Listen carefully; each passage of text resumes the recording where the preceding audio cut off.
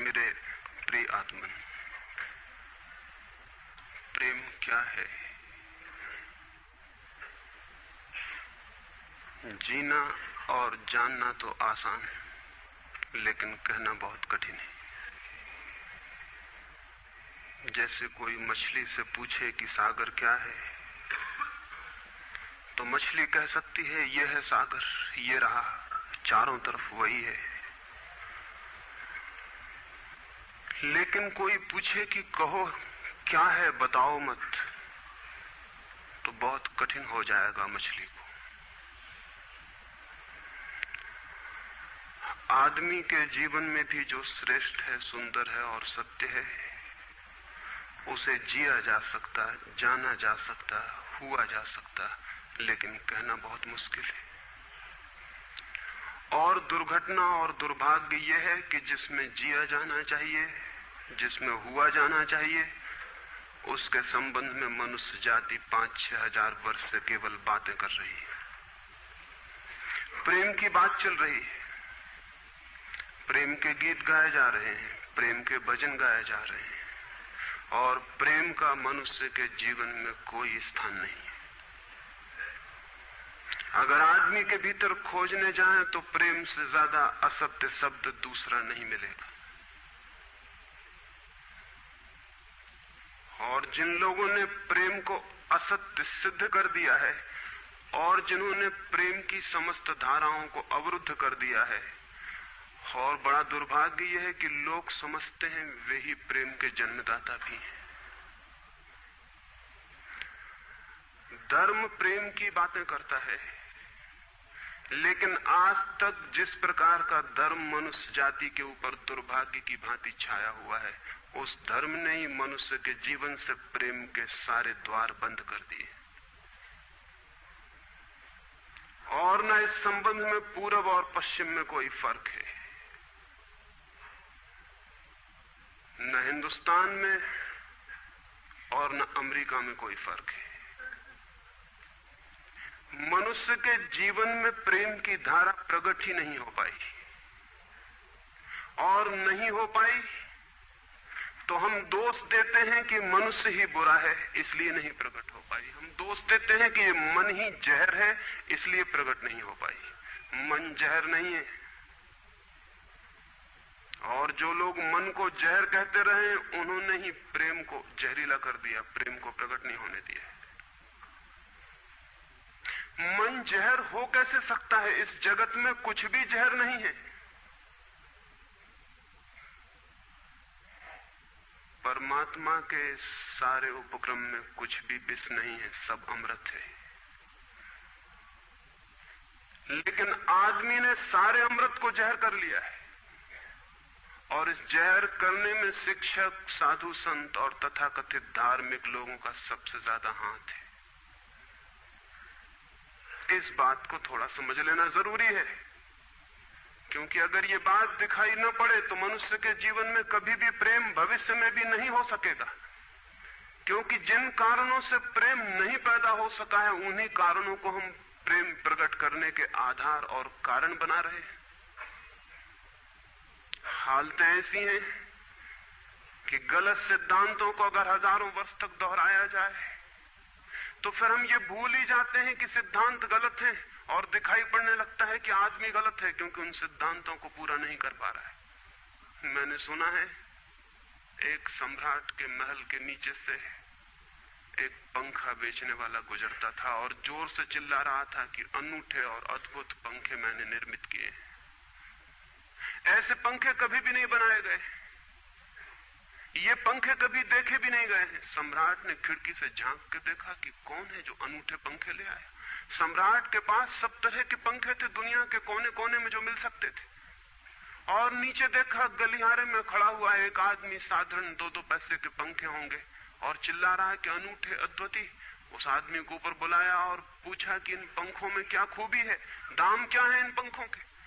उस पंखे वाले ने कहा कि महाराज, दाम ज्यादा नहीं है, पंखे को देखते हुए दाम बहुत कम है, सिर्फ 100 रुपए का पंखा है। सम्राट ने कहा 100 रुपए?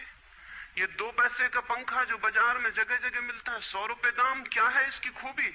उस आदमी ने कहा खूबी ये पंखा 100 वर्ष चलता है, 100 वर्ष के लिए गारंटी है, 100 वर्ष से कम में खराब नहीं होता है। सम्राट ने कहा इसको देख के तो ऐसा लगता है कि सप्ताह भी चल जाए, पूरा तो मुश्किल है।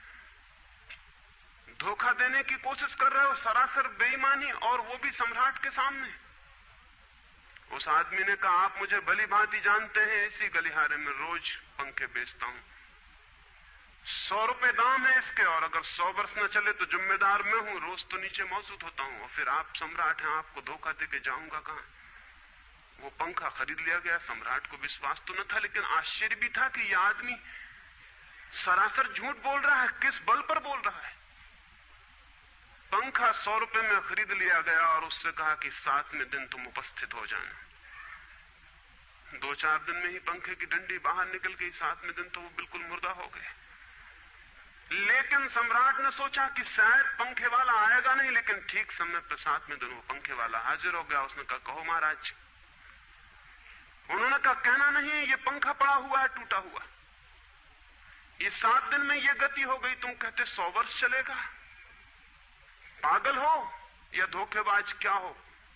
उस आदमी ने कहा कि मालूम होता है आपको पंखा जलना नहीं आता है, पंखा तो 100 वर्ष चलता ही, पंखा तो गारंटीड है, आप पंखा जलते कैसे थे।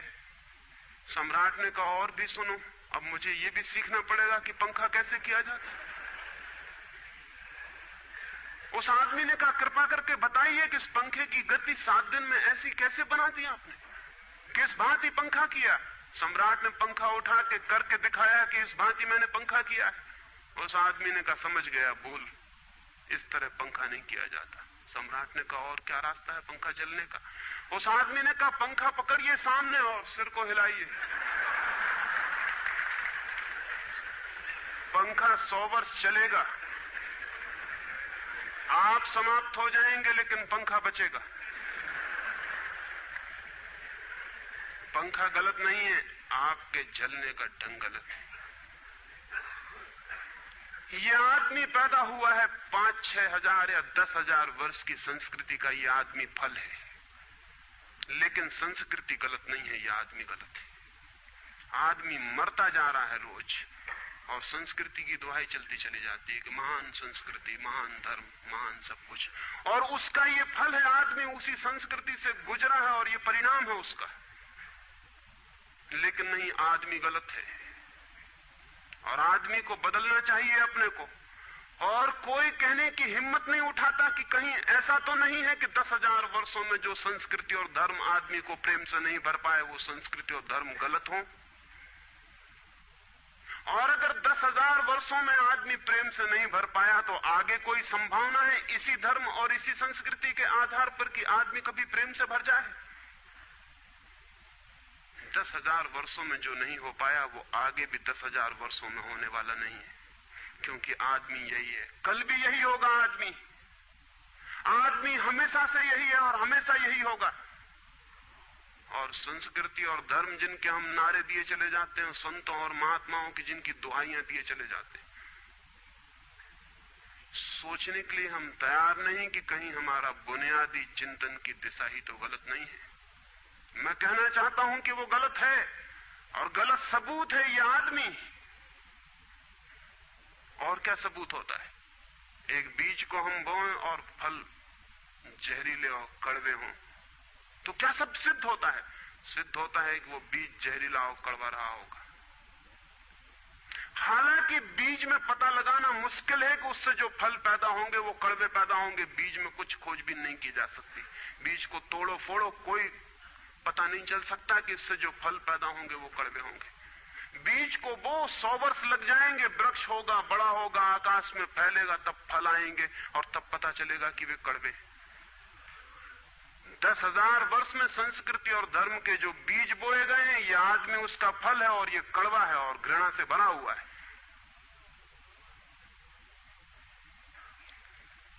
लेकिन उसी की दुहाई दिया चले जाते हैं हम और सोचते हैं उससे प्रेम हो जाएगा। मैं आपसे कहना चाहता हूं उससे प्रेम नहीं हो सकता है, क्योंकि प्रेम के पैदा होने की जो बुनियादी संभावना है, धर्मों ने उसकी ही हत्या कर दी है और उसमें ही जहर घोल दिया है। मनुष्य से भी ज्यादा प्रेम पशुओं और पक्षियों में और पौधों में दिखाई पड़ता है, जिनके पास न कोई संस्कृति है न कोई धर्म है। संस्कृत और सुसंस्कृत और सभ्य मनुष्यों की बजाय असभ्य और जंगल के आदमी में ज्यादा प्रेम दिखाई पड़ता है, जिसके पास न कोई विकसित धर्म है, न कोई सभ्यता है, न कोई संस्कृति है। जितना आदमी सभ्य, सुसंस्कृत और तथाकथित धर्मों के प्रभाव में मंदिरों और चर्चों में प्रार्थना करने लगता, उतना ही प्रेम से शून्य क्यों होता चला जाता? जरूर कुछ कारण है, और दो कारणों पर मैं विचार करना चाहता हूं। अगर वे ख्याल में आ जाएं तो प्रेम के अवरुद्ध स्रोत टूट सकते हैं और प्रेम की गंगा बह सकती है। वो हर आदमी के भीतर है, उसे कहीं से लाना नहीं है। प्रेम कोई ऐसी बात नहीं है कि कहीं खोजने जाना है उसे, वो है, वो प्राणों की प्यास है हर एक के भीतर, वो प्राणों की सुगंध है प्रत्येक के भीतर, लेकिन चारों तरफ से परकोटा है उसके और वो प्रकट नहीं हो पाती। सब तरफ पत्थर की दीवार है और वो झरने नहीं फूट पाते। तो प्रेम की खोज और प्रेम की साधना कोई पॉजिटिव, कोई विधायक खोज और साधना नहीं है कि हम जाएं और कहीं प्रेम सीख लें। एक मूर्तिकार एक पत्थर को तोड़ रहा था, कोई देखने गया था कि मूर्ति कैसे बनाई जाती है। उसने देखा कि मूर्ति तो बिल्कुल नहीं बनाई जा रही, सिर्फ छेनी और हथौड़े से पत्थर तोड़ा जा रहा है। तो उस आदमी ने पूछा कि आप क्या कर रहे हैं, मूर्ति नहीं बनाएंगे? मैं तो मूर्ति का बनना देखने आया हूं, आप तो सिर्फ पत्थर तोड़ रहे हैं। उस मूर्तिकार ने कहा कि मूर्ति तो पत्थर के भीतर छिपी है, उसे बनाने की जरूरत नहीं है, सिर्फ उसके ऊपर जो व्यर्थ पत्थर जुड़ा है उसे अलग कर देने की जरूरत है और मूर्ति प्रकट हो जाएगी। मूर्ति बनाई नहीं जाती, मूर्ति सिर्फ आविष्कृत होती है, डिस्कवर होती है, अनावृत होती है, उघाड़ी जाती है। मनुष्य के भीतर प्रेम छिपा है, सिर्फ उघाड़ने की बात है, उसे पैदा करने का सवाल नहीं है, अनावृत करने की बात है। कुछ है जो हमने ऊपर से ओढ़ा हुआ है, जो उसे प्रकट नहीं होने देता। एक चिकित्सक से जाके आप पूछें कि स्वास्थ्य क्या है, और दुनिया का कोई चिकित्सक नहीं बता सकता कि स्वास्थ्य क्या है। बड़े आश्चर्य की बात है, स्वास्थ्य पर ही तो सारा चिकित्सा शास्त्र खड़ा है, सारी मेडिकल साइंस खड़ी है, और कोई नहीं बता सकता कि स्वास्थ्य क्या है। लेकिन चिकित्सक से पूछें कि स्वास्थ्य क्या है, तो वो कहेगा बीमारियों के बाबत हम बता सकते हैं कि बीमारियां क्या हैं, उनके लक्षण हमें पता है, एक एक बीमारी का अलग अलग परिभाषा हमें पता है। स्वास्थ्य का हमें कोई भी पता नहीं है। इतना हम कह सकते हैं कि जब कोई बीमारी नहीं होती तो जो होता है वो स्वास्थ्य है। स्वास्थ्य तो मनुष्य के भीतर छिपा है, इसलिए मनुष्य की परिभाषा के बाहर है। बीमारी बाहर से आती है, इसलिए बाहर से परिभाषा की जा सकती है। स्वास्थ्य भीतर से आता है, उसकी कोई परिभाषा नहीं की जा सकती। इतना ही हम कह सकते हैं कि बीमारियों का अभाव स्वास्थ्य है। लेकिन ये स्वास्थ्य की कहां परिभाषा हुई? स्वास्थ्य के संबंध में तो हमने कुछ भी ना कहा कि बीमारियां नहीं है, तो बीमारियों के संबंध में कहा। सच ये है कि स्वास्थ्य पैदा नहीं करना होता, या तो छिप जाता है बीमारियों में, या बीमारियां हट जाती हैं तो प्रकट हो जाता है। स्वास्थ्य हम में है, स्वास्थ्य हमारा स्वभाव है। प्रेम हम में है, प्रेम हमारा स्वभाव है। इसलिए ये बात गलत है कि मनुष्य को समझाया जाए कि तुम प्रेम पैदा करो। सोचना यह है कि प्रेम पैदा क्यों नहीं हो पा रहा है, बाधा क्या है, अड़चन क्या है, कहां रुकावट डाल दी गई। अगर कोई भी रुकावट ना हो तो प्रेम प्रकट होगा ही, उसे सिखाने की और समझाने की कोई भी जरूरत नहीं है। अगर मनुष्य के ऊपर गलत संस्कृति और गलत संस्कार की धाराएं और बाधाएं न हो तो हर आदमी प्रेम को उपलब्ध होगा ही, ये अनिवार्यता है। प्रेम से कोई बच ही नहीं सकता, प्रेम स्वभाव है। गंगा बहती है हिमालय से, बहेगी गंगा, उसके प्राण है, उसके पास जल है, वो बहेगी और सागर को खोज ही लेगी। न किसी पुलिस वाले से पूछेगी, न किसी पुरोहित से पूछेगी कि सागर कहां है। देखा किसी गंगा को चौरस्ते पर खड़े होकर पूछते कि सागर कहां है? उसके प्राणों में है छिपी सागर की खोज और ऊर्जा है, तो पहाड़ तोड़ेगी, मैदान तोड़ेगी और पहुंच जाएगी सागर तक। सागर कितने ही दूर हो, कितना ही छिपा हो, खोज ही लेगी। और कोई रास्ता नहीं है, कोई गाइड बुक नहीं है कि जिससे पता लगा ले कि कहां से जाना है, लेकिन पहुंच जाती है। लेकिन बांध बांध दिए जाएं, चारों तरफ परकोटे उठा दिए जाएं, प्रकृति की बाधाओं को तोड़ के तो गंगा सागर तक पहुंच जाती है, लेकिन अगर आदमी की इंजीनियरिंग की बाधाएं खड़ी कर दी जाएं तो हो सकता है गंगा सागर तक न पहुंच पाए। ये भेद समझ लेना जरूरी है। प्रकृति की कोई भी बाधा असल में बाधा नहीं है, इसलिए गंगा सागर तक पहुंच जाती है, हिमालय को काट के पहुंच जाती है। लेकिन अगर आदमी इजाद करे, इंतजाम करे, तो गंगा को सागर तक नहीं भी पहुंचने दे सकता है। प्रकृति का तो एक सहयोग है, प्रकृति तो एक हार्मनी है। वहां जो बाधा भी दिखाई पड़ती है वो भी शायद शक्ति को जगाने के लिए चुनौती है। वहां जो विरोध भी दिखाई पड़ता है वो भी शायद भीतर प्राणों में जो छिपा है उसे प्रकट करने के लिए बुलावा है। वहां शायद कोई बाधा नहीं है। वहां हम बीज को दबाते हैं जमीन में, दिखाई पड़ता है कि जमीन की एक परत बीज के ऊपर पड़ी है, बाधा दे रही, लेकिन वो बाधा नहीं दे रही। अगर वो परत ना होगी तो बीज अंकुरित भी नहीं हो पाएगा। ऐसे दिखाई पड़ता है कि एक परत जमीन की बीज को नीचे दबा रही है, लेकिन वो परत दबा इसलिए रही है ताकि बीज दबे, गले और टूट जाए और अंकुर बन जाए। ऊपर से दिखाई पड़ता है वो जमीन बाधा दे रही, लेकिन वो जमीन मित्र है और सहयोग कर रही बीज को प्रकट करने में। प्रकृति तो एक हार्मनी है, एक संगीतपूर्ण लयबद्धता है, लेकिन आदमी ने जो जो निसर्ग के ऊपर इंजीनियरिंग की है, जो जो उसने अपने यांत्रिक धारणाओं को ठोंकने की और बिठाने की कोशिश की है, उससे गंगाएं रुक गई हैं, जगह जगह अवरुद्ध हो गई हैं। और फिर आदमी को दोष दिया जाता है। किसी बीज को दोष देने की जरूरत नहीं है। अगर वो पौधा न बन पाए तो हम कहेंगे कि जमीन नहीं मिली होगी, ठीक, पानी नहीं मिला होगा, ठीक, सूरज की रोशनी नहीं मिली होगी, ठीक। लेकिन आदमी के जीवन में खिल न पाए फूल प्रेम का तो हम कहते हैं तुम हो जिम्मेवार। और कोई नहीं कहता कि भूमि ना मिली होगी, ठीक, पानी ना मिला होगा, ठीक, सूरज की रोशनी ना मिली होगी, ठीक। इसलिए यह आदमी का पौधा अवरुद्ध रह गया, विकसित नहीं हो पाया, फूल तक नहीं पहुंच पाया। मैं आपसे कहना चाहता हूं कि बुनियादी बाधाएं आदमी ने खड़ी की हैं। प्रेम की गंगा तो बह सकती है और परमात्मा के सागर तक पहुंच सकती है। आदमी बना उस लिए है कि वो बहे और प्रेम बहे और परमात्मा तक पहुंच जाए, लेकिन हमने कौन सी बाधाएं खड़ी कर दी? पहली बात,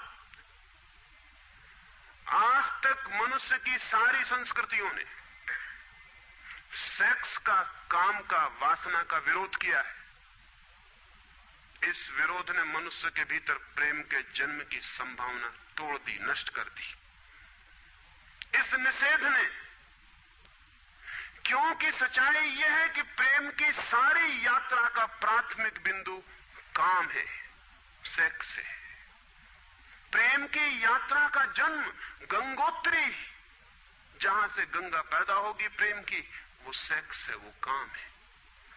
और उसके सब दुश्मन है, सारी संस्कृतियां और सारे धर्म और सारे गुरु और सारे महात्मा।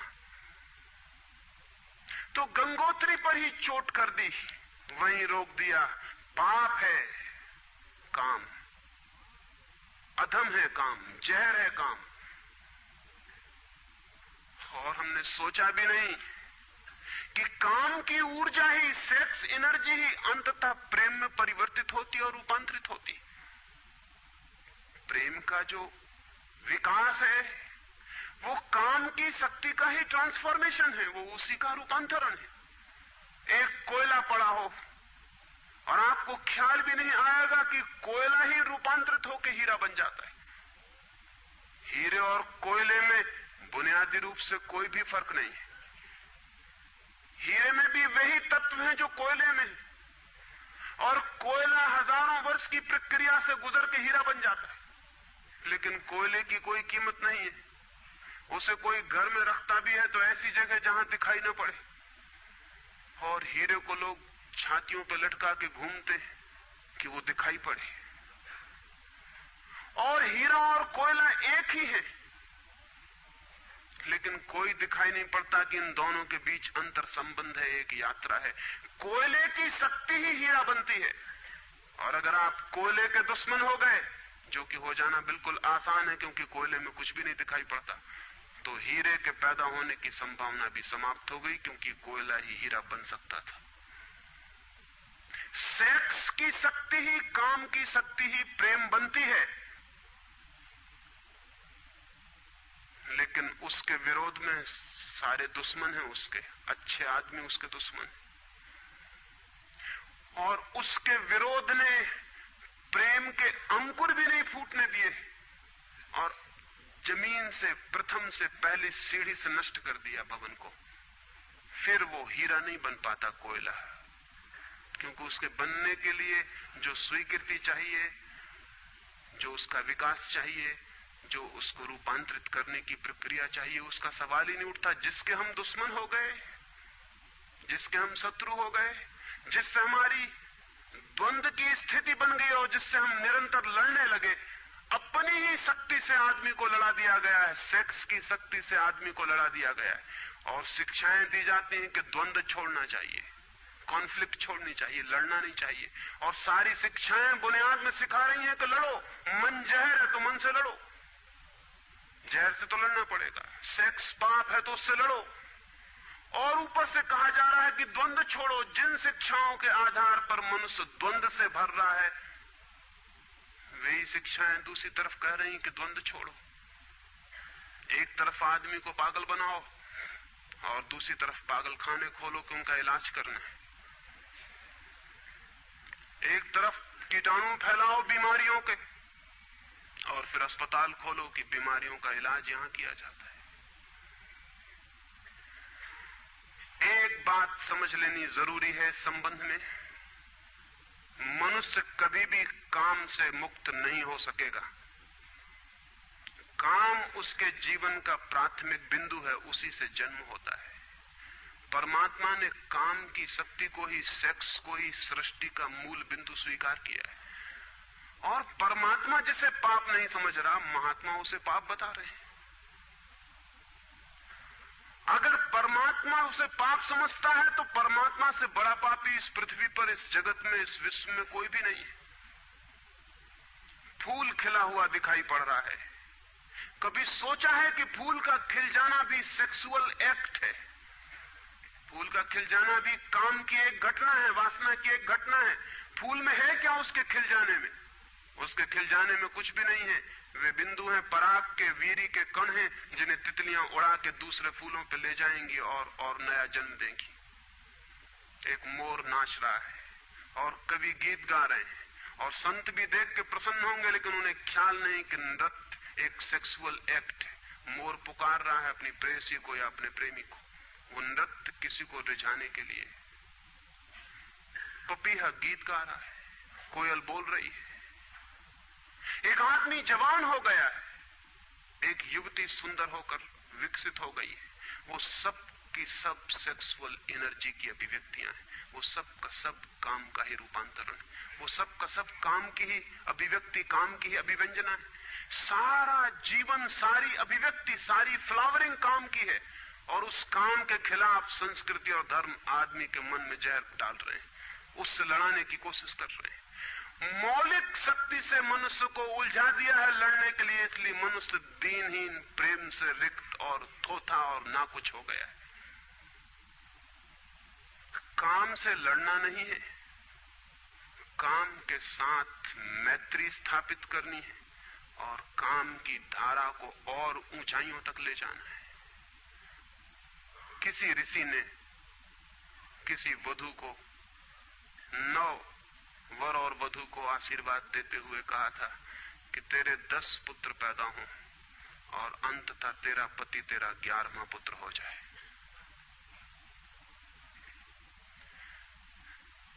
वासना रूपांतरित हो तो पत्नी मां बन सकती है,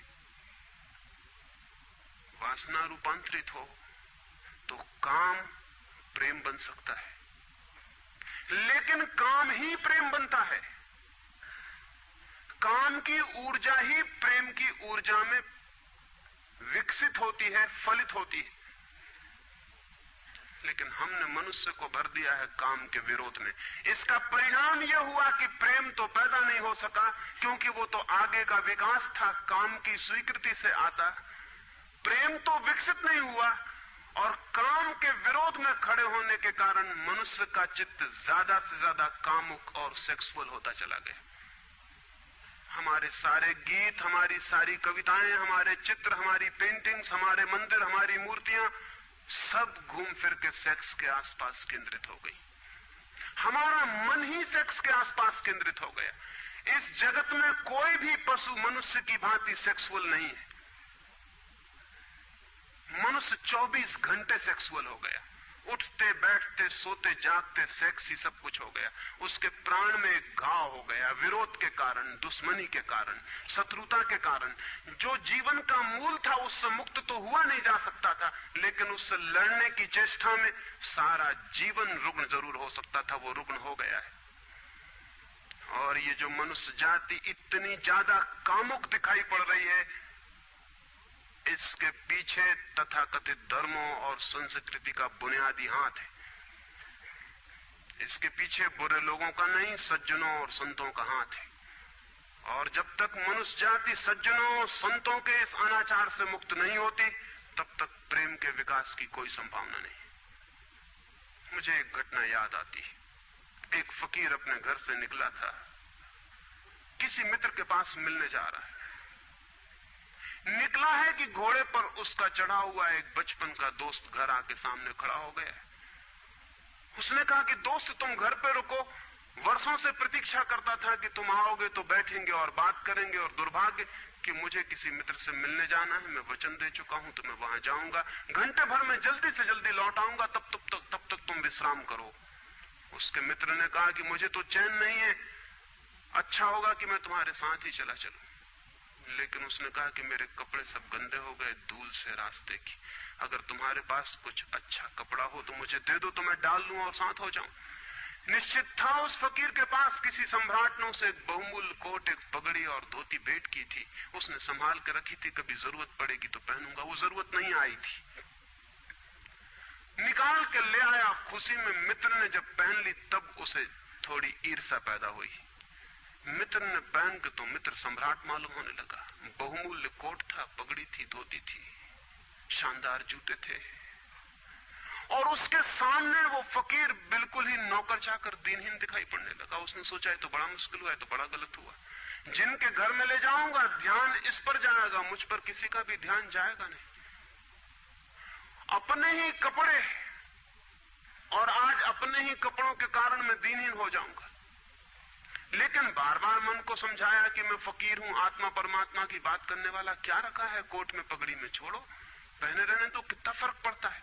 लेकिन जितना समझाने की कोशिश की कि कोट पगड़ी में क्या रखा है, कोट पगड़ी ही उसके मन में घूमने लगी। मित्र दूसरी बात करने लगा, लेकिन वो भीतर तो, ऊपर तो कुछ और दूसरी बातें कर रहा है, लेकिन वहां उसका मन नहीं है, भीतर उसे बस कोट और पगड़ी। रास्ते पर जो भी आदमी देखता है उसको कोई भी नहीं देखता, मित्र की तरफ सबकी आंखें जाती हैं। वो बड़ा मुश्किल में पड़ गया कि तो आज अपनी भूल कर ली, अपने हाथ से भूल कर ली। जिनके घर जाना था वहां पहुंचा, जाके परिचय दिया कि मेरे मित्र हैं, जमाल, बचपन के दोस्त हैं, बहुत प्यारे आदमी हैं। और फिर अचानक अनजाने मुंह से निकल गया कि रह गए कपड़े, सो कपड़े मेरे हैं। क्योंकि मित्र भी जिनके घर गए थे वो भी उसके कपड़ों को देख रहे थे, और भीतर उसके चल रहा था कोट पगड़ी, मेरी कोट पगड़ी, और उन्हीं की वजह से मैं परेशान हो रहा हूं। निकल गया मुंह से कि रह गए कपड़े, कपड़े मेरे। मित्र भी हैरान हुआ, घर के लोग भी हैरान हुए कि क्या पागलपन की बात है। ख्याल उसको भी आया बोल जाने के बाद, तब पछताया कि तो भूल हो गई। पछताया तो और दबाया अपने मन को, बाहर निकल के क्षमा मांगने लगा कि क्षमा कर दो, बड़ी गलती हो गई। मित्र ने कहा मैं तो हैरान हुआ कि तुमसे निकल कैसे गया। उसने कहा कि कुछ नहीं, सिर्फ जबान की चूक हो गई। हालांकि जबान की चूक कभी भी नहीं होती है, भीतर कुछ चलता होता है तो कभी कभी बेमौके जबान से निकल जाता है, चूक कभी नहीं होती। माफ कर दो, भूल हो गई। कैसे ये ख्याल आ गया कुछ समझ में नहीं आता, हालांकि पूरी तरह समझ में आ रहा था कि ख्याल कैसे आया है। दूसरे मित्र के घर गए। अब वो तय करता रहा रास्ते में कि अब चाहे कुछ भी हो जाए, ये नहीं कहना है कि कपड़े मेरे हैं, पक्का कर लेना है अपने मन को। घर के द्वार पर उसने जाके बिल्कुल दृढ़ संकल्प कर लिया कि ये बात नहीं उठानी कि कपड़े मेरे। लेकिन उस पागल को पता नहीं कि जितना वो दृढ़ संकल्प कर रहा है इस बात का, वो दृढ़ संकल्प बता रहा है इस बात को कि उतने ही जोर से उसके भीतर ये भावना घर कर रही कि कपड़े मेरे। आखिर दृढ़ संकल्प किया क्यों जाता है? एक आदमी कहता है कि मैं ब्रह्मचर्य का दृढ़ व्रत लेता हूं, उसका मतलब है उसके भीतर कामुकता दृढ़ता से धक्के मार रही, नहीं तो और कारण क्या है? एक आदमी कहता है कि मैं कसम खाता हूं कि आज से कम खाना खाऊंगा, उसका मतलब यह है कि कसम खानी पड़ रही, ज्यादा खाने का मन है उसका। और तब अनिवार्य रूप में द्वंद्व पैदा होता है। जिससे हम लड़ना चाहते हैं वही हमारी कमजोरी है, और तब द्वंद्व पैदा हो जाना स्वाभाविक है। वो लड़ता हुआ दरवाजे के भीतर गया, संभल संभल के बोला कि मेरे मित्र हैं, लेकिन जब वो बोल रहा है तब उसको कोई नहीं देख रहा, उसके मित्र को उस घर के लोग देख रहे हैं। तब फिर उसे ख्याल आया कि मेरा कोट, मेरी पगड़ी। उसने कहा कि दृढ़ता से कसम खाई, इसकी बात नहीं उठानी। मेरा क्या है कपड़ा लत्ता? कपड़े लत्ते किसी के होते हैं, ये तो सब संसार है, ये तो सब माया है। लेकिन ये सब समझा रहा है, लेकिन असलियत तो बाहर से भीतर, भीतर से बाहर हो रही। समझाया कि मेरे मित्र हैं, बचपन के दोस्त हैं, बहुत प्यारे आदमी हैं, रह गए कपड़े, कपड़े उन्हीं के हैं, मेरे नहीं। पर घर के लोगों को ख्याल आया कि कपड़े उन्हीं के हैं, मेरे नहीं है। आज तक ऐसा परिचय कभी देखा नहीं गया था। बाहर निकल के क्षमा मांगने लगा कि बड़ी भूल हुई जा रही, मैं क्या करूं क्या ना करूं, ये क्या हो गया है मुझे। आज तक मेरी जिंदगी में कपड़ों ने इस तरह से मुझे नहीं पकड़ा था, किसी को नहीं पकड़ा। लेकिन अगर तरकीब उपयोग में करें तो कपड़े पकड़ ले सकते हैं। मित्र ने कहा मैं जाता नहीं तुम्हारे साथ, पर वो हाथ जोड़ने लगा कि नहीं ऐसा मत करो, जीवन भर के लिए दुख रह जाएगा कि मैंने क्या दुर्व्यवहार किया। अब मैं कसम खा के कहता हूं कि कपड़ों की बात ही नहीं उठानी। मैं बिल्कुल भगवान की कसम खाता हूं कि कपड़ों की बात नहीं उठानी। और कसम खाने वालों से हमेशा सावधान रहना जरूरी है, क्योंकि जो भी कसम खाता है उसके भीतर उस कसम से भी मजबूत कोई बैठा है जिसके खिलाफ वो कसम खा रहा है। और वो जो भीतर बैठा है वो ज्यादा भीतर है, कसम ऊपर है और बाहर है। कसम चेतन मन से खाई गई है और जो भीतर बैठा है वो अचेतन की परतों तक समाया हुआ है। अगर मन के 10 हिस्से कर दें तो कसम एक हिस्से ने खाई है, 9 हिस्से उल्टा भीतर खड़ा हुआ है। ब्रह्मचर्य की कसमें एक हिस्सा खा रहा है मन का, और 9 हिस्सा परमात्मा की दुहाई दे रहा है। वो जो परमात्मा ने बनाया है वो उसके लिए कहा चला जा रहा है, कहे चला जा रहा है। गए तीसरे मित्र के घर। अब उसने बिल्कुल ही अपनी सांसों तक पे संयम कर रखा है। संयमी आदमी बड़े खतरनाक होते हैं, क्योंकि उनके भीतर ज्वालामुखी उबल रहा है और ऊपर से वो संयम साधे हुए हैं। और इस बात को स्मरण रखना कि जिस चीज को साधना पड़ता है, साधने में इतना श्रम लग जाता है कि साधना पूरे वक्त हो नहीं सकती, फिर शिथिल होना पड़ेगा, विश्राम करना पड़ेगा। अगर मैं जोर से मुट्ठी बांध लूं तो कितनी देर बांधे रख सकता हूं? 24 घंटे। जितने जोर से बांधूंगा उतने ही जल्दी थक जाऊंगा और मुट्ठी खुल जाएगी। जिस चीज में भी श्रम करना पड़ता है, जितना ज्यादा श्रम करना पड़ता है उतने जल्दी थकान आ जाती, शक्ति खत्म हो जाती और उल्टा होना शुरू हो जाता है। मुट्ठी बांधी जितने जोर से उतने ही जल्दी मुट्ठी खुल जाएगी। मुट्ठी खुली रखी जा सकती है 24 घंटे, लेकिन बांध के नहीं रखी जा सकती है। जिस काम में श्रम पड़ता है उस काम को आप जीवन नहीं बना सकते, कभी सहज नहीं हो सकता वो काम। श्रम पड़ेगा, फिर विश्राम का वक्त आएगा ही। इसलिए जितना सदा हुआ संत होता है उतना ही खतरनाक आदमी होता है, क्योंकि उसका विश्राम का वक्त आएगा। 24 घंटे में घंटे भर को उसे शिथिल होना पड़ेगा, उसी बीच दुनिया भर के पाप उसके भीतर खड़े हो जाएंगे, नरक सामने आ जाएगा। तो उसने बिल्कुल ही अपने को सांस रोक लिया और कहा कि अब कसम खाता हूं कि इन कपड़ों की बात ही नहीं उठानी। लेकिन आप सोच लें उसकी हालत, अगर आप थोड़े बहुत भी धार्मिक आदमी होंगे तो आपको अपने अनुभव से भी पता चल सकता है कि उसकी क्या हालत हुई होगी। अगर आपने कसम खाई हो, व्रत लिए हो, संकल्प साधे हो, तो आपको भली भांति पता होगा कि भीतर क्या हालत हो जाती है। भीतर गया, उसके माथे से पसीना चू रहा है, इतना श्रम पड़ रहा है। मित्र डरा हुआ है उसके पसीने को देखकर कि वो उसकी सब नसें खिंची हुई हैं। वो बोल रहा है एक एक शब्द कि मेरे मित्र हैं, बड़े पुराने दोस्त हैं, बहुत अच्छे आदमी हैं। और एक क्षण को वो रुका, जैसे भीतर से कोई जोर का धक्का आया हो और सब बह गया, बाढ़ आ गई और सब बह गया। और उसने रह गए कपड़े की बात, तो मैंने कसम खा ली है कि कपड़े की बात ही नहीं करनी।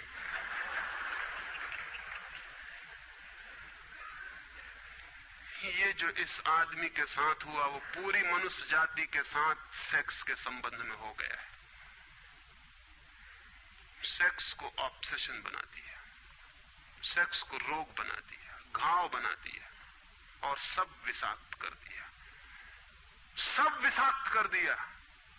छोटे छोटे बच्चों को समझाया जा रहा कि सेक्स पाप है, लड़कियों को समझाया जा रहा, लड़कों को समझाया जा रहा कि सेक्स पाप है। फिर ये लड़की जवान होगी, ये लड़का जवान होगा, इनकी शादियां होंगी और सेक्स की दुनिया शुरू होगी और इन दोनों के भीतर ये भाव है कि ये पाप है। और फिर कहा जाएगा स्त्री को कि पति को परमात्मा मान। जो पाप में ले जा रहा उसको परमात्मा कैसे माना जा सकता? ये कैसे संभव है कि जो पाप में घसीट रहा है वो परमात्मा हो? और उस लड़के को कहा जाएगा, उस युवक को कहा जाएगा कि तेरी पत्नी है, तेरी साथनी है, तेरी संगी है। लेकिन जो नरक में ले जा रही, शास्त्रों में लिखा है कि स्त्री नरक का द्वार है। ये नरक का द्वार, संगी और साथनी, ये मेरा आधा अंग, ये नरक की तरफ जाता हुआ आधा अंग मेरा, ये इसके साथ कौन सा सामंजस्य बन सकता है? सारे दुनिया का दाम्पत्य जीवन नष्ट किया है इस शिक्षा ने। और जब दंपति का जीवन नष्ट हो जाए तो प्रेम की कोई संभावना नहीं रही। क्योंकि जब पति और पत्नी प्रेम न कर सके एक दूसरे को, जो कि अत्यंत सहज और नैसर्गिक प्रेम है, तो फिर कौन और किसको प्रेम कर सकेगा? इस प्रेम को बढ़ाया जा सकता है कि पत्नी और पति का प्रेम इतना विकसित हो, इतना उदात्त हो, इतना ऊंचा बने कि धीरे धीरे बांध तोड़ दे और दूसरों तक फैल जाए। ये हो सकता है, लेकिन इसको समाप्त ही कर दिया जाए, तोड़ ही दिया जाए, विषाक्त कर दिया जाए तो फैलेगा क्या, बढ़ेगा क्या? रामानुज एक गांव में ठहरे थे और एक आदमी ने आके कहा कि मुझे परमात्मा को पाना है। तो उन्होंने कहा कि तूने कभी किसी को प्रेम किया है? उस आदमी ने कहा इस झंझट में मैं कभी पड़ा ही नहीं, प्रेम वगैरह की झंझट मैंने की, मुझे तो परमात्मा को खोजना है। रामानुज ने कहा तूने कभी झंझट ही नहीं की प्रेम की? उसने कहा मैं बिल्कुल सच कहता हूं आपसे। और बेचारा ठीक ही कह रहा था, क्योंकि धर्म की दुनिया में प्रेम एक डिस्क्वालिफिकेशन, एक अयोग्यता है। तो उसने सोचा कि अगर मैं कहूं किसी को प्रेम किया तो वो कहेंगे अभी प्रेम छोड़, ये राग वाग छोड़, अभी इधर पहले इन सबको छोड़ के आ, तब इधर आना। तो उस बेचारे ने किया भी हो तो वो कहता गया कि मैंने नहीं किया, नहीं किया। ऐसा कौन आदमी होगा जिसने थोड़ा बहुत प्रेम नहीं किया हो? रामानुज ने तीसरी बार पूछा कि तू कुछ तो बता, थोड़ा बहुत भी, कभी भी किसी को? उसने कहा माफ करिए, आप क्यों बात वही बात पूछे चले जा रहे हैं? मैंने प्रेम की तरफ आंख उठा के नहीं देखा, मुझे तो परमात्मा को खोजना है। तो रामानुज ने कहा मुझे क्षमा कर, तू कहीं और खोज, क्योंकि मेरा अनुभव यह है कि अगर तूने किसी को प्रेम किया हो तो उस प्रेम को फिर इतना बड़ा जरूर किया जा सकता है कि वो परमात्मा तक पहुंच जाए। लेकिन अगर तूने प्रेम ही नहीं किया तो तेरे पास कुछ है ही नहीं जिसको बड़ा किया जा सके। बीज ही नहीं है तेरे पास जो वृक्ष बन सके। तो तू जा कहीं और पूछ। और जब पति और पत्नी में प्रेम न हो, जिस पत्नी ने अपने पति को प्रेम न किया हो और जिस पति ने अपनी पत्नी को प्रेम न किया हो, वे बेटों को, बच्चों को प्रेम कर सकते हैं तो आप गलती में हैं। पत्नी उसी मात्रा में बेटे को प्रेम करेगी जिस मात्रा में उसने अपने पति को प्रेम किया है, क्योंकि ये बेटा पति का ही फल है, उसका ही प्रतिफलन है, उसका ही रिफ्लेक्शन है। ये इस बेटे के प्रति जो प्रेम होने वाला है वो उतना ही होगा जितना उसने पति को चाहा और प्रेम किया हो। ये पति की ही मूर्ति है जो फिर नई होकर वापस लौट आई है। अगर पति के प्रति प्रेम नहीं है तो बेटे के प्रति प्रेम सच्चा कभी भी नहीं हो सकता। और अगर बेटे को प्रेम नहीं किया गया, पालना पोसना और बड़ा कर देना प्रेम नहीं है, तो बेटा मां को कैसे प्रेम कर सकता है, बाप को कैसे प्रेम कर सकता है? वो जो यूनिट है जीवन का परिवार, वो विषाक्त हो गया है सेक्स को दूषित कहने से, कंडेम करने से, निंदित करने से, और परिवार ही फैलकर पूरा जगत है, पूरा विश्व है। और फिर हम कहते हैं कि प्रेम बिल्कुल दिखाई नहीं पड़ता। प्रेम कैसे दिखाई पड़ेगा?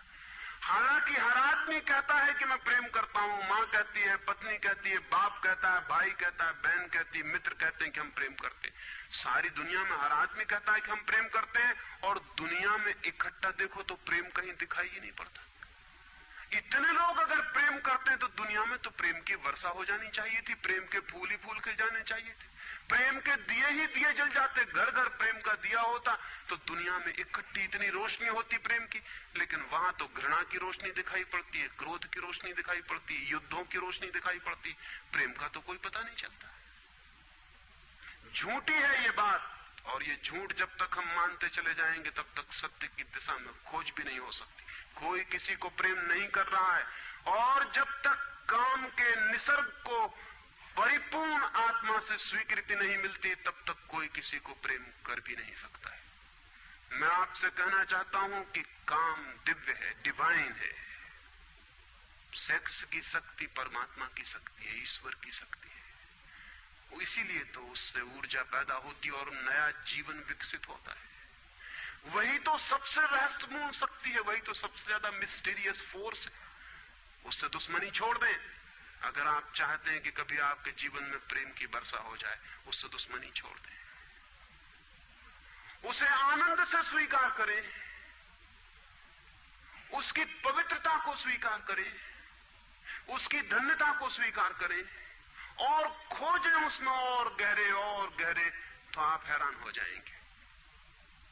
जितनी पवित्रता से काम की स्वीकृति होगी उतना ही काम पवित्र होता चला जाता है, और जितनी अपवित्रता और पाप की दृष्टि से काम से विरोध होगा, काम उतना ही पापपूर्ण और कुरूप होता चला जाता है। जब कोई अपनी पत्नी के पास ऐसे जाए जैसे कोई मंदिर के पास जाता है,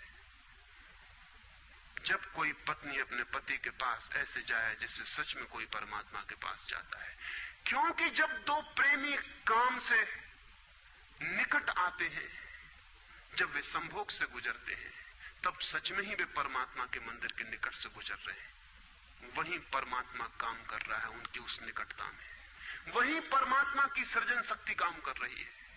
और मेरी अपनी दृष्टि यह है कि मनुष्य को समाधि का, ध्यान का जो पहला अनुभव मिला हो कभी भी मनुष्य के इतिहास में, तो वो संभोग के क्षण में मिला है और कभी नहीं। संभोग के क्षण में ही पहली बार ये स्मरण आया है आदमी को कि इतने आनंद की वर्षा हो सकती है। और जिन्होंने सोचा, जिन्होंने मेडिटेट किया, जिन लोगों ने काम के संबंध पर और मैथुन पर चिंतन किया और ध्यान किया, उन्हें यह दिखाई पड़ा कि काम के क्षण में, मैथुन के क्षण में, संभोग के क्षण में मन विचारों से शून्य हो जाता है। एक क्षण को मन के सारे विचार रुक जाते हैं, और वो विचारों का रुक जाना और वो मन का ठहर जाना ही आनंद की वर्षा का कारण होता है। तब उन्हें सीक्रेट मिल गया, राज मिल गया कि अगर मन को विचारों से मुक्त किया जा सके किसी और विधि से भी, तो भी इतना ही आनंद मिल सकता है। और तब समाधि और योग की सारी व्यवस्थाएं विकसित हुई, जिनमें ध्यान और सामायिक और मेडिटेशन और प्रेयर, इनकी सारी व्यवस्थाएं विकसित हुई। इन सब के मूल में संभोग का अनुभव है। और फिर मनुष्य को अनुभव हुआ कि बिना संभोग में जाए भी चित्त शून्य हो सकता है, और जो रस की अनुभूति संभोग में हुई थी वो बिना संभोग के भी बरस सकती है। फिर संभोग क्षणिक हो सकता है, क्योंकि शक्ति और ऊर्जा का वो निकास और बहाव है, लेकिन ध्यान सतत हो सकता है। तो मैं आपसे कहना चाहता हूं कि एक युगल संभोग के क्षण में जिस आनंद को अनुभव करता है, एक योगी 24 घंटे उस आनंद को अनुभव करने लगता है। लेकिन इन दोनों आनंदों में बुनियादी विरोध नहीं है, और इसलिए जिन्होंने कहा कि विषयानंद और ब्रह्मानंद भाई भाई हैं, उन्होंने जरूर सत्य कहा है। वे सहोदर हैं, एक ही उदर से पैदा हुए हैं, एक ही अनुभव से विकसित हुए, उन्होंने निश्चित ही सत्य कहा है। तो पहला सूत्र आपसे कहना चाहता हूं, अगर चाहते हैं कि पता चले कि प्रेम तत्व क्या है, तो पहला सूत्र है काम की पवित्रता, दिव्यता, उसकी ईश्वरीय अनुभूति की स्वीकृति, उसको परम हृदय से, पूर्ण हृदय से अंगीकार।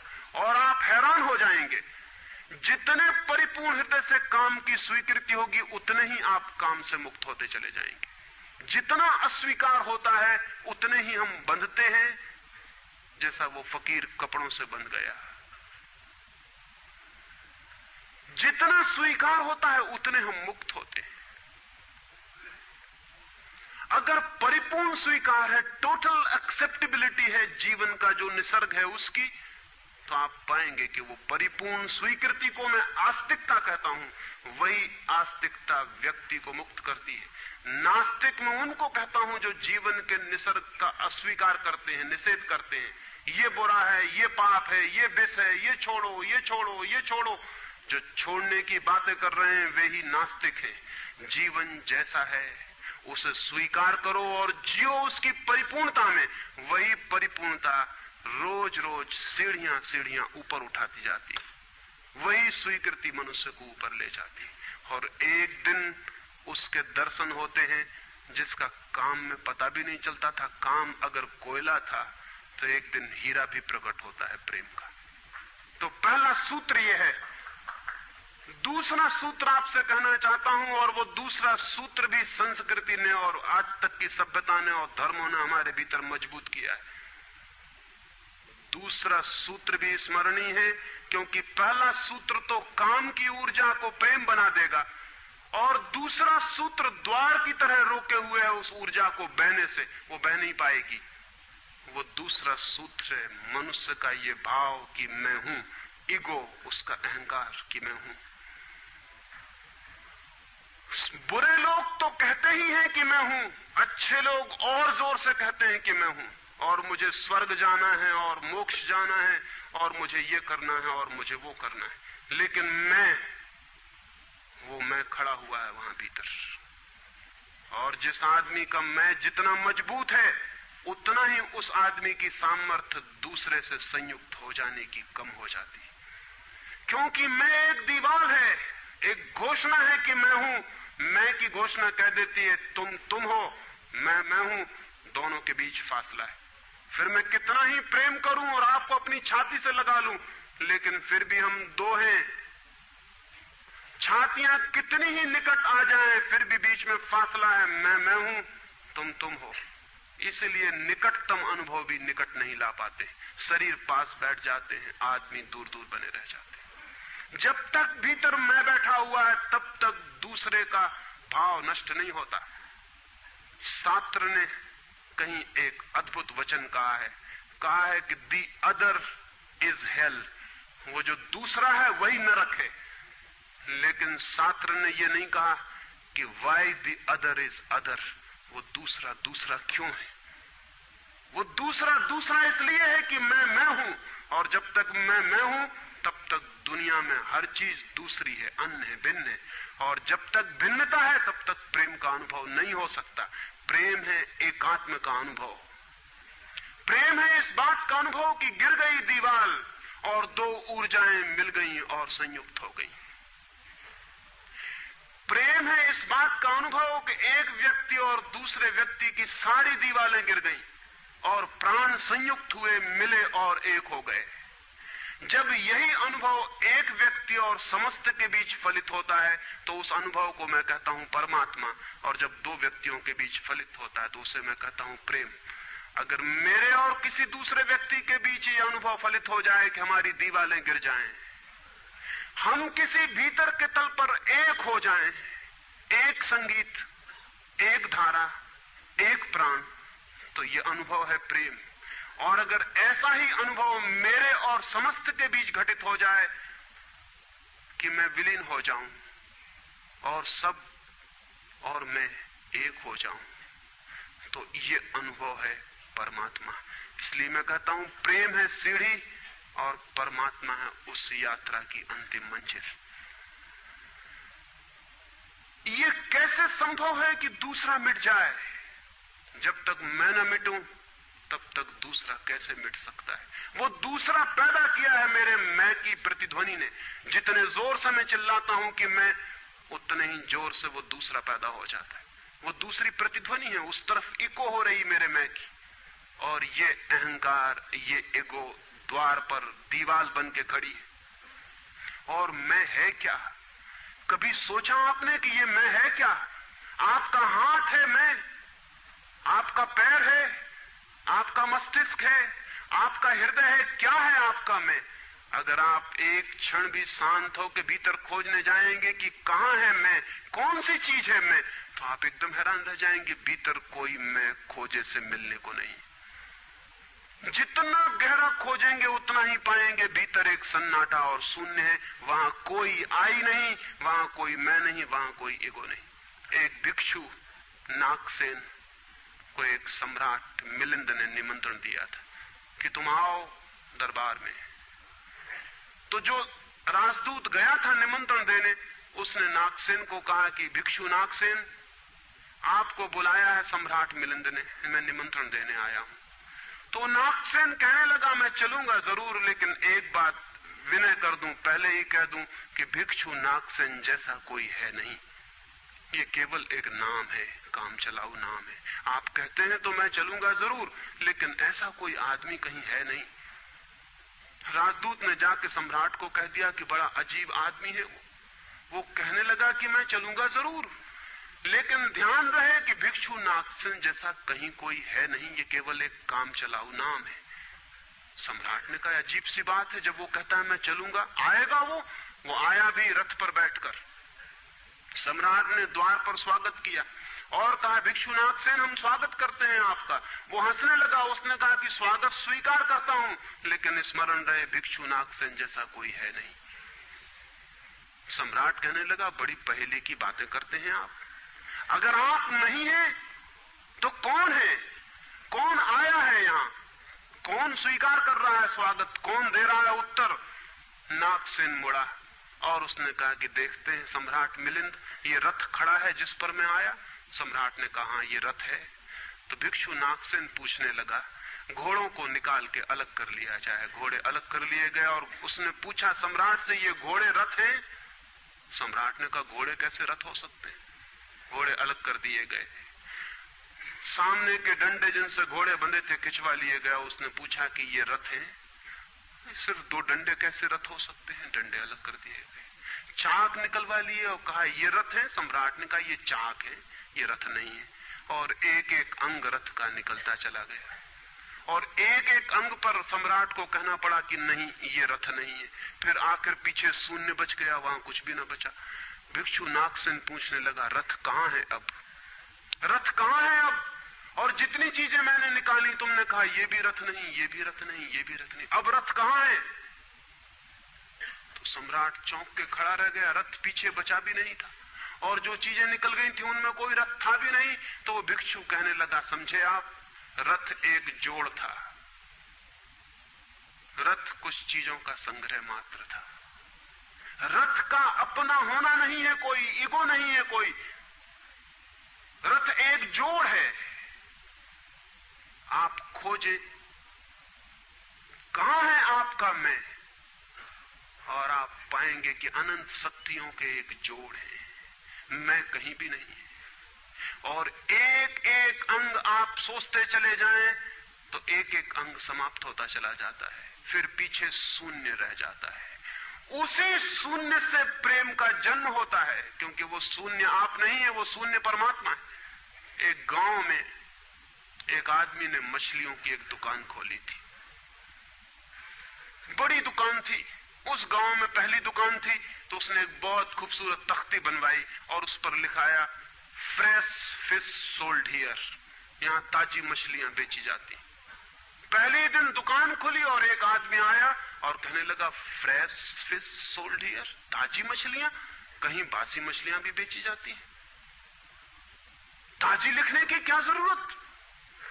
दुकानदार ने सोचा कि बात तो ठीक है, इससे और व्यर्थ बासे का भी ख्याल पैदा होता है। उसने फ्रेश अलग कर दिया, ताजा अलग कर दिया।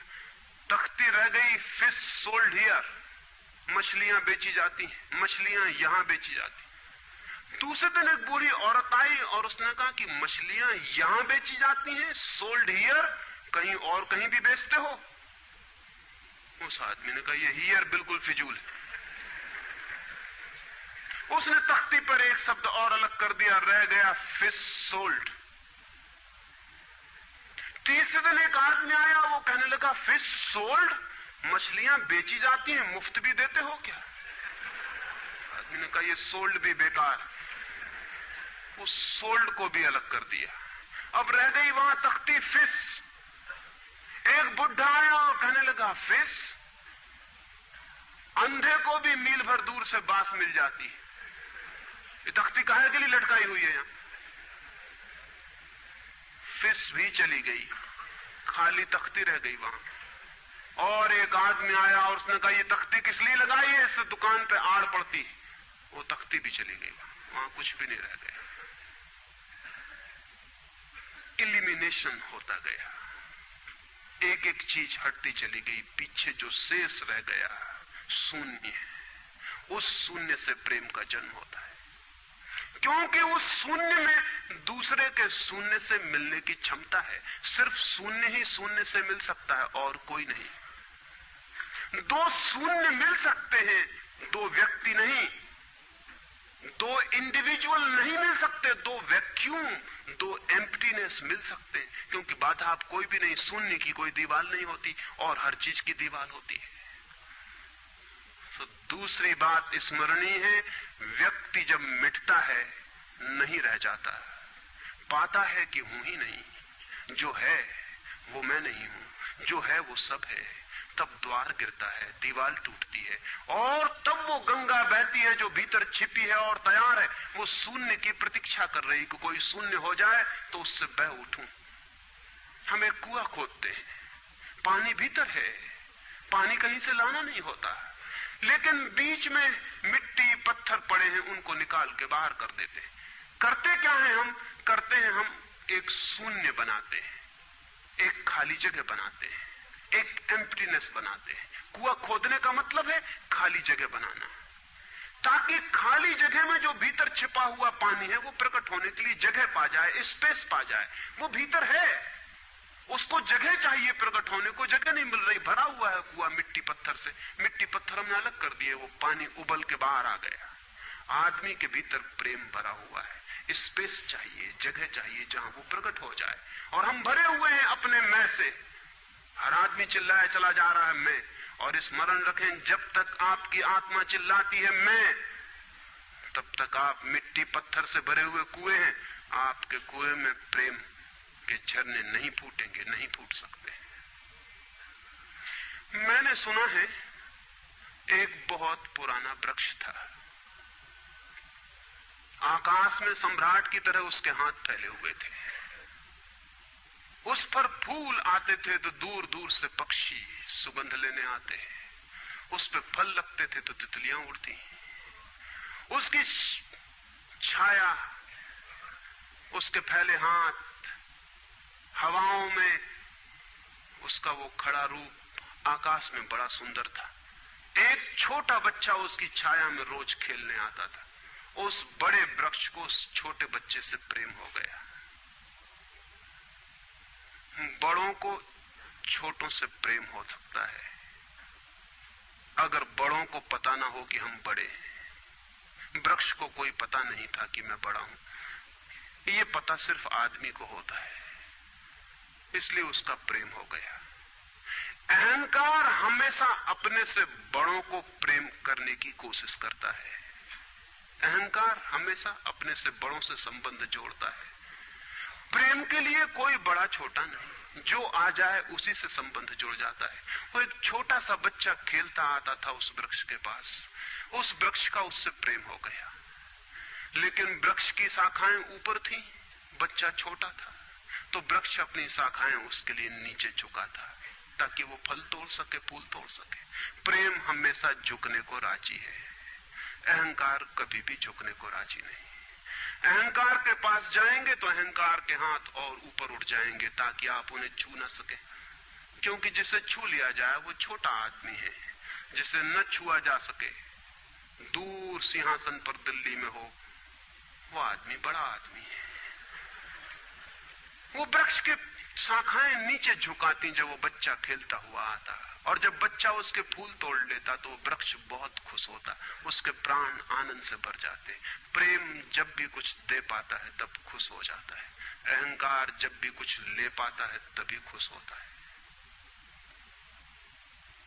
फिर वो बच्चा बड़ा होने लगा, वो कभी उसकी छाया में सोता, कभी उसके फल खाता, कभी उसके फूलों का ताज बना के पहनता और जंगल का सम्राट हो जाता है। प्रेम के फूल जिसके पास भी बरसते हैं वही सम्राट हो जाता है, और जहां भी अहंकार गिरता है वहीं सब अंधकार हो जाता है, आदमी दीन और दरिद्र हो जाता है। वो लड़का फूलों का ताज पहनता और नाचता, और वृक्ष बहुत खुश होता, उसके प्राण आनंद से भर जाते, हवाएं सनसनाती और वो गीत गाता। फिर लड़का और बड़ा हुआ, वो वृक्ष के ऊपर भी चढ़ने लगा, उसकी शाखाओं से झूलने भी लगा, वो उसकी शाखाओं पर विश्राम भी करता, और वृक्ष बहुत आनंदित होता। प्रेम आनंदित होता है जब प्रेम किसी के लिए छाया बन जाता है। अहंकार आनंदित होता है जब किसी की छाया छीन लेता है। लेकिन लड़का बड़ा होता चला गया, दिन बढ़ते चले गए। जब लड़का बड़ा हो गया तो उसे और दूसरे काम भी दुनिया में आ गए, महत्वाकांक्षाएं आ गई, उसे परीक्षाएं पास करनी थी, उसे मित्रों को जीतना था। वो फिर कभी कभी आता, कभी नहीं भी आता, लेकिन वृक्ष उसकी प्रतीक्षा करता कि वो आए, वो आए। उसके सारे प्राण पुकारते कि आओ आओ। प्रेम निरंतर प्रतीक्षा करता है कि आओ आओ। प्रेम एक प्रतीक्षा है, एक अवेटिंग है, लेकिन वो कभी आता कभी नहीं आता, तो वृक्ष उदास हो जाता है। प्रेम की एक ही उदासी है, जब वो बांट नहीं पाता तो उदास हो जाता है, जब वो दे नहीं पाता तो उदास हो जाता है। और प्रेम की एक ही धन्यता है कि जब वो बांट देता है, लुटा देता है, तो आनंदित हो जाता है। फिर लड़का और बड़ा होता चला गया, और वृक्ष के पास आने के दिन कम होते चले गए। जो आदमी जितना बड़ा होता चला जाता है, महत्वाकांक्षा के जगत में प्रेम के निकट आने की सुविधा उतनी ही कम होती चली जाती है। उस लड़के की एम्बिशन, महत्वाकांक्षा बढ़ रही थी, कहां वृक्ष, कहां जाना। फिर एक दिन वहां से निकलता था तो वृक्ष ने उसे कहा, सुनो। हवाओं में उसकी आवाज गूंजी कि सुनो, तुम आते नहीं, मैं प्रतीक्षा करता हूं, मैं तुम्हारे लिए प्रतीक्षा, राह करता हूं, राह देखता हूं, बाट जोता हूं। उस लड़के ने कहा, क्या है तुम्हारे पास जो मैं आऊं? मुझे रुपए चाहिए। हमेशा अहंकार पूछता है कि क्या है तुम्हारे पास जो मैं आऊं। अहंकार मांगता है कि कुछ हो तो मैं आऊं, न कुछ हो तो आने की कोई जरूरत नहीं। अहंकार एक प्रयोजन है, एक पर्पस है। प्रयोजन पूरा होता हो तो मैं आऊं, अगर कोई प्रयोजन न हो तो आने की जरूरत क्या है। और प्रेम निष्प्रयोजन है, प्रेम का कोई प्रयोजन नहीं। प्रेम अपने में ही अपना प्रयोजन है, वो बिल्कुल पर्पसलेस है। वृक्ष तो चौंक गया, उसने कहा कि तुम तभी आओगे जब मैं कुछ तुम्हें दे सकूं। मैं तुम्हें सब दे सकता हूं, क्योंकि प्रेम कुछ भी रोकना नहीं चाहता। जो रोक ले वो प्रेम नहीं है, अहंकार रोकता है।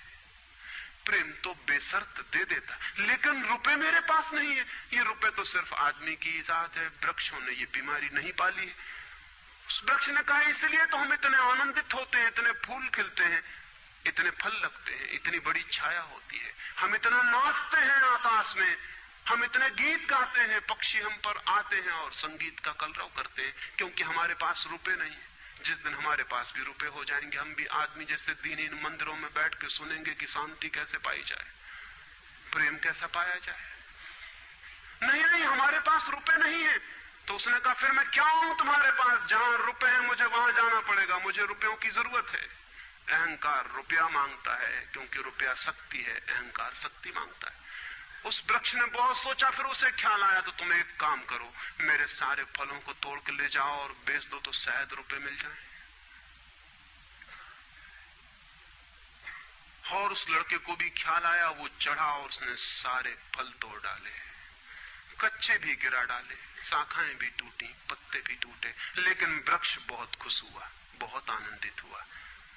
टूट के भी प्रेम आनंदित होता है, अहंकार पाके भी आनंदित नहीं होता, पाके भी दुखी होता है। और वो लड़के ने तो धन्यवाद भी नहीं दिया पीछे लौटकर, लेकिन उस वृक्ष को पता भी नहीं चला, उसे तो धन्यवाद मिल गया इसी में कि उसने उसके प्रेम को स्वीकार किया और उसके फलों को ले गया और बाजार में बेचा। लेकिन फिर वो बहुत दिनों तक नहीं आया। उसके पास रुपए थे और रुपयों से रुपए पैदा करने की वो कोशिश में लग गया था, वो भूल गया। वर्ष बीत गए और वृक्ष उदास है और उसके प्राणों में रस बह रहा है कि वो आए उसका प्रेमी और उसके रस को ले जाए, जैसे किसी माँ के स्तन में दूध भरा हो और उसका बेटा खो गया हो और उसके सारे प्राण तड़प रहे हो कि उसका बेटा कहाँ है, जिसे वो खोजे, जो उसे हल्का कर दे, निर्भर कर दे। ऐसे वो वृक्ष के प्राण पीड़ित होने लगे कि वो आए आए आए, उसकी सारी आवाज यही गूंजने लगी कि आओ। बहुत दिनों बाद वो आया, वो लड़का तो प्रौढ़ हो गया था। वृक्ष ने उससे कहा कि आओ मेरे पास, मेरे आलिंगन में आओ। उसने कहा छोड़ो ये बकवास, ये बचपन की बातें हैं। अहंकार प्रेम को पागलपन समझता है, बचपन की बातें समझता है। उस वृक्ष ने कहा आओ मेरी डालियों से झूलो, नाचो। उसने कहा छोड़ो ये फिजूल की बातें, मुझे एक मकान बनाना है। मकान दे सकते हो तुम? वृक्ष ने कहा मकान? हम तो बिना मकान के ही रहते हैं, मकान में तो सिर्फ आदमी रहता है। दुनिया में और कोई मकान में नहीं रहता, सिर्फ आदमी रहता है। सो देखते हो आदमी की हालत, मकान में रहने वाले आदमी की हालत। उसके मकान जितने बड़े होते जाते हैं, आदमी उतना छोटा होता चला जाता। हम तो बिना मकान के रहते हैं। लेकिन एक बात हो सकती है कि तुम मेरी शाखाओं को काट के ले जाओ तो शायद तुम मकान बना लो। और वो प्रौढ़ कुल्हाड़ी लेकर आ गया और उसने उस वृक्ष की शाखाएं काट डाली। वृक्ष एक ठूंठ रह गया नंगा, लेकिन वृक्ष बहुत आनंदित था।